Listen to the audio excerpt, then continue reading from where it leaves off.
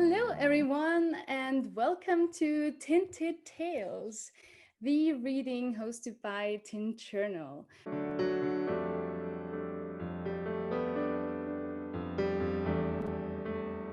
I'm Lisa, I'm the editor-in-chief and the founder at Tint, and Tinted Tales, reading across cultures, in this way is now taking place for the second time.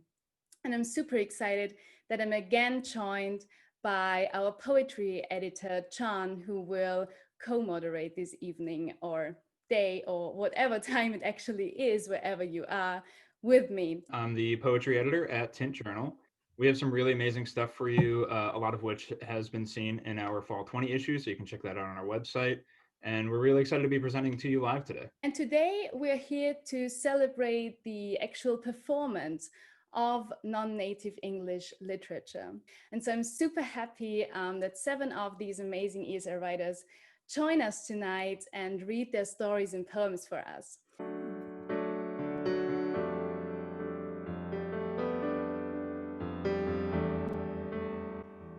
The day my city was destroyed, I browsed the aisles at Waitrose, wondering if I should buy more cheese. As my sister looked out from her car onto the deafening red, the mushroom cloud, the foreign rubble, I was wondering if I can fake a migraine, sign off early.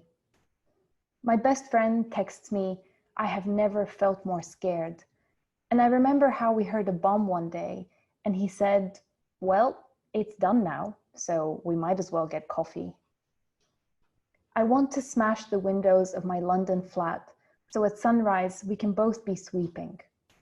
I want to turn off all the lights in this jammy bastard city, trigger earthquakes, cut the jasmine from my throat.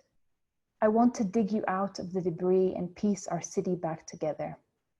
We are stuck in an ungodly split screen, each wishing we were someplace else, gargling with this sticky goo that's left behind.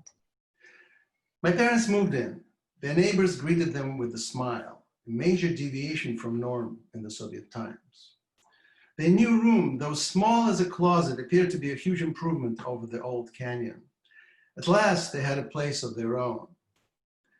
My father was eager to consummate the marriage right away, but my mother suggested that they wait until the following Saturday after the housewarming party, a postponement to which he grudgingly agreed. The people from whom my parents bought their new room had neglected to mention a few important details about it. One was that the building had been hit by a German bomb during the war. It was later repaired, of course, but in such a hasty and slipshod way that it earned among its residents the nickname of the House of Cards. The brother moved on. Do you remember when we were younger, Ukoko gathering pawpaw from her garden, sitting patiently, waiting for us to finish indulging in the fruit, knowing full well that her grandsons would only want more. And with the very last one, she plunged a knife deep inside the pawpaw, cutting it in two. The way she sat close by and watched us, tasting rich textures of a tropical delicacy. And once we had our fill, she imparted wisdom on the necessity to share with one another, reminding us that we entered this world as twins, amawele, and that twins was how God had intended it to be, that you and I were born this way for a reason. Lest we forget her lesson in the garden, much later in life, I would learn that our late grandmother decided on our names in much the same way.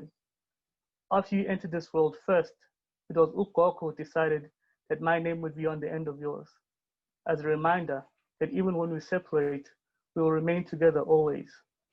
Brother, I know how life can often feel like years of accumulating soil, burying us alive. And on that day in the garden, I felt the words of our grandmother as her bare hands in brown soil delicately placed a seed deep within us, in a place where hope can live. Her hope that someday a soaring tree with leaves protruding from tender parts of the chest, a bond as strong as the oak tree that towers over, providing shade from a hot sun. And so, brother, with this in mind, I must ask you once more, do you remember? Today is the first Sunday of June after his passing. the first of many summer evenings spent without him, since he was welcomed into the everlasting arms. The first on which the street leading up to his house won't be filled with the sound of those trusty, almost ancient cowboy chords, which had been known to travel through the night's air for such a long time.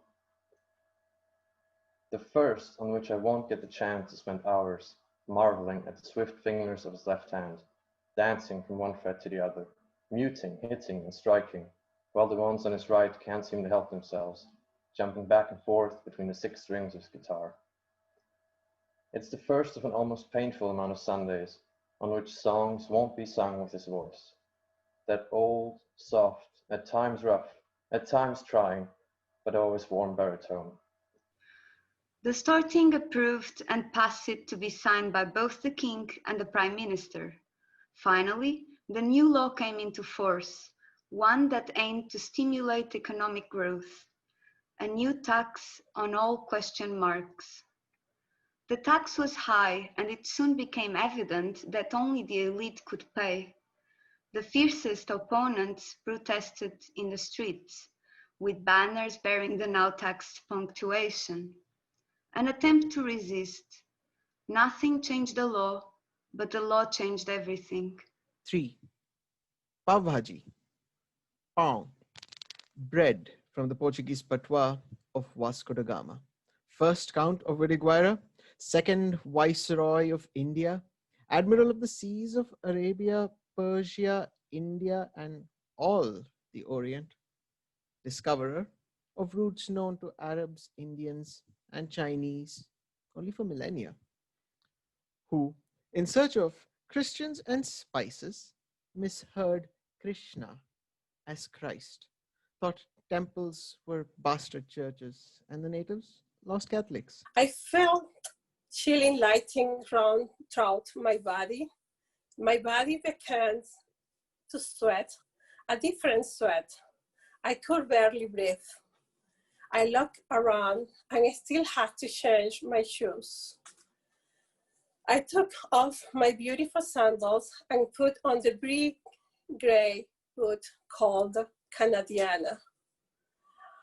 I hate them. They were ugly and very heavy, heavier than my suitcase full of books. A big sign escaped me when I tied my last legs. You're sitting there in your perfect circle. Got your blanket and your teddy bear. It's cozy, yes I get it. But don't you ever wanna move?